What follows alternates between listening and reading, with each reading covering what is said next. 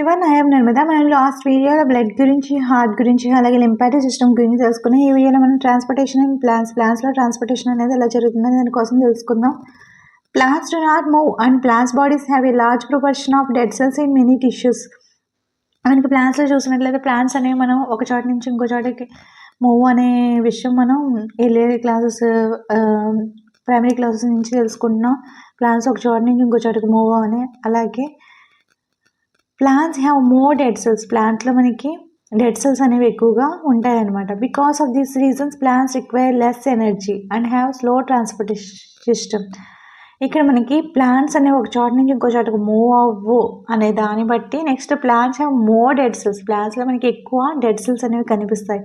ఈ రెండు రీజన్స్ వల్ల ప్లాంట్స్కి అనేది ఎక్కువ ఎనర్జీ అనేది అవసరం ఉండదన్నమాట. లెస్ ఎనర్జీ అంటే ఇక్కడ ప్లాంట్స్కి ఎక్కువ ఎనర్జీ అనేది అవసరం ఉండదు. అందువల్ల అందులో జరిగే ట్రాన్స్పోర్ట్ అనేది స్లో ట్రాన్స్పోర్ట్ సిస్టమ్ అంటున్నారు. లెస్ ఎనర్జీ అలాగే ఆ ప్లాంట్స్ అనేవి స్లో ట్రాన్స్పోర్ట్ సిస్టమ్ని కలిగి ఉంటాయి అన్నమాట. In plants the transport of food and water take place by 2 different type of tissues.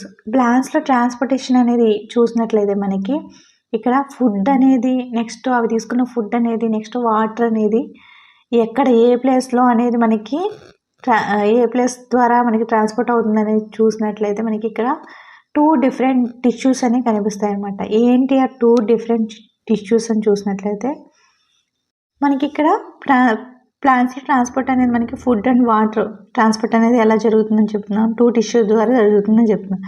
ఏంటా టిష్యూస్ అని చూస్తే xylem and phloem. Xylem, phloem. First మనం ట్రాన్స్పోర్ట్ ఆఫ్ వాటర్ అనేది ఎలా ట్రాన్స్పోర్ట్ అవుతుంది అనే దానికోసం చూద్దాం. ఇక్కడ ఫస్ట్ మనం వాటర్ అనేది ఎలా ట్రాన్స్పోర్ట్ అవుతుందని చూసినట్లయితే xylem tissue consists of interconnected vessels and tracheids. మనకి జైలం టిష్యూలో మనకి ఇంటర్ కనెక్టెడ్ అంటే ఒకదానికొకటి కనెక్ట్ అయ్యే ట్రాకిట్స్ అనేవి, వెజిల్స్ అనేవి ఉంటాయన్నమాట. జైలం టిష్యూలో మనకి ఏం కనిపిస్తాయి? ట్రాకిట్స్ అలాగే వెజిల్స్ అనేవి కనిపిస్తాయి. ఇవి ఏం చేస్తాయి? వెజిల్స్, ట్రాకిట్స్ అనేవి ఒకదానికొకటి కనెక్ట్ అయి ఉంటాయి. Found in roots, stems and leaves farming channels for water transport.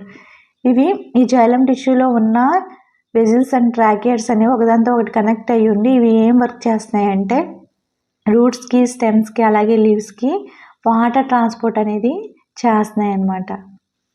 మనకి వాటర్ ట్రాన్స్పోర్ట్ అనేది జైలం టిష్యూ ద్వారా జరుగుతుందని అంటున్నాము. కానీ అసలు వాటర్ అనేది ఫస్ట్ దేని ద్వారా అబ్జర్వ్ చేసుకుంటున్నాయి ప్లాంట్స్ అని చూస్తే మనం రూట్స్ ద్వారా ప్లాంట్స్ అనేవి వాటర్ని అబ్జర్వ్ చేసుకుంటాయి. Next the cells of the roots that comes in contact with the soil actively takes the ions from soil into them. సాయిల్లో ఉన్న ఆయన్స్ అనేవి రూట్ సెల్స్తో కాంటాక్ట్ అవుతాయి అన్నమాట. అవి due to this kind of active transport of ions the concentration between difference of ions develops between soil and root cells. ఈ soil పార్టికల్స్లో ఉన్న ఈ సాయిల్ పార్టికల్స్లోని ఆయన్స్ అనేవి రూట్ సెల్స్తో కాంటాక్ట్ అయ్యి ఇక్కడ ఆయన్స్ కాన్సన్ట్రేషన్ అనేది ఈ రూట్ సెల్స్కి నెక్స్ట్ సాయిల్ పార్టికల్స్కి మధ్యలో ఈ ఆయన్ కాన్సన్ట్రేషన్ అనేది ఎక్కువ అవుతుంది అనమాట. ఆయన్స్ యొక్క కాన్సన్ట్రేషన్ అనేది ఎక్కువ అవుతుంది. ఇలా ఆయన్ యొక్క కాన్సన్ట్రేషన్ అనేది ఎక్కువ అవడం వల్ల to balance this difference water enters the roots. ఈ ఆయన్స్ యొక్క కాన్సన్ట్రేషన్ వల్ల వాటర్ అనేది రూట్స్లోకి ఎంటర్ అవుతుంది అనమాట.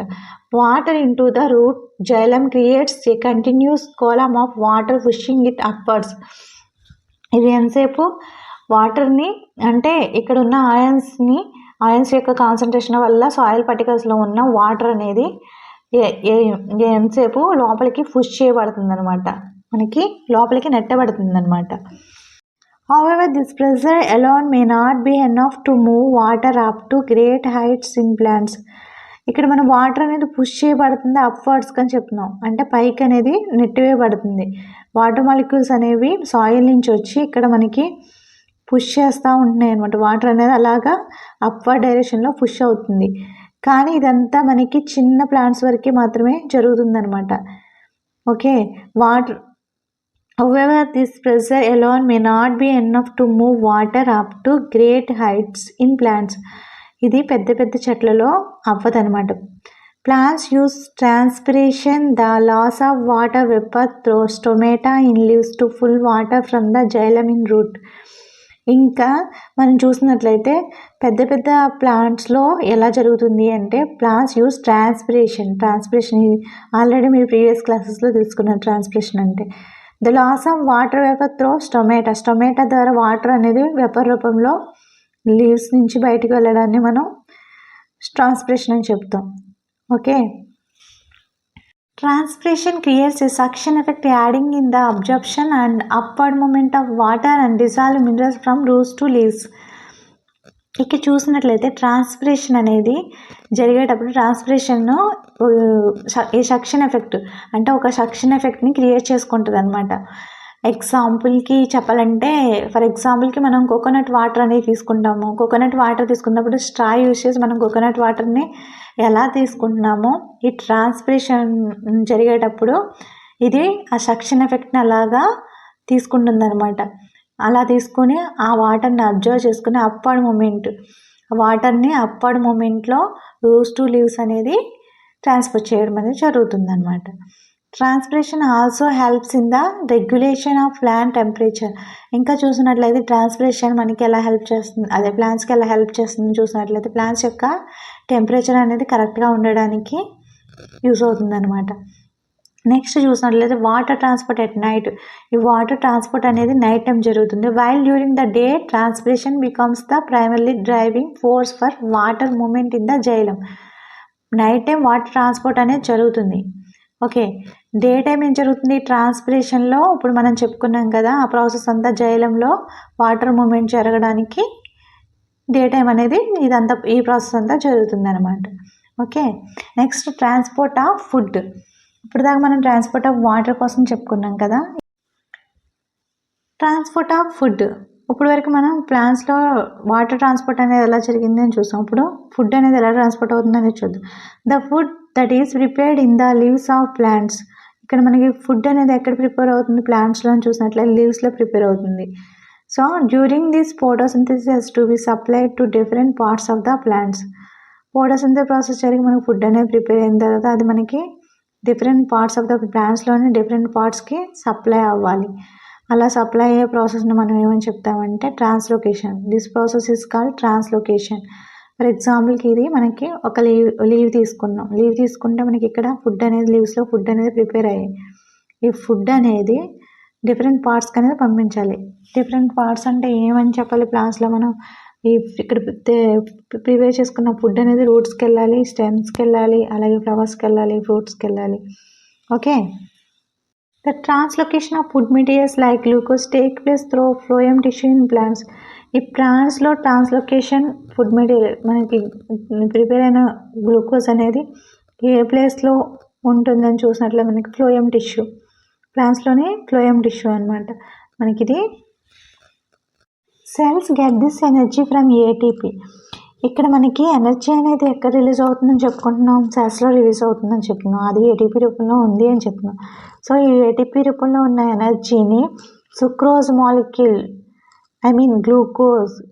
సుక్రోజ్ మాలిక్యూల్స్ అనేవి ఏటీపీ ఎనర్జీని యూజ్ చేసుకుని ఎంటర్ ఫ్లోయమ్ టిష్యూలోకి ఎంటర్ అవుతున్నాయి అనమాట.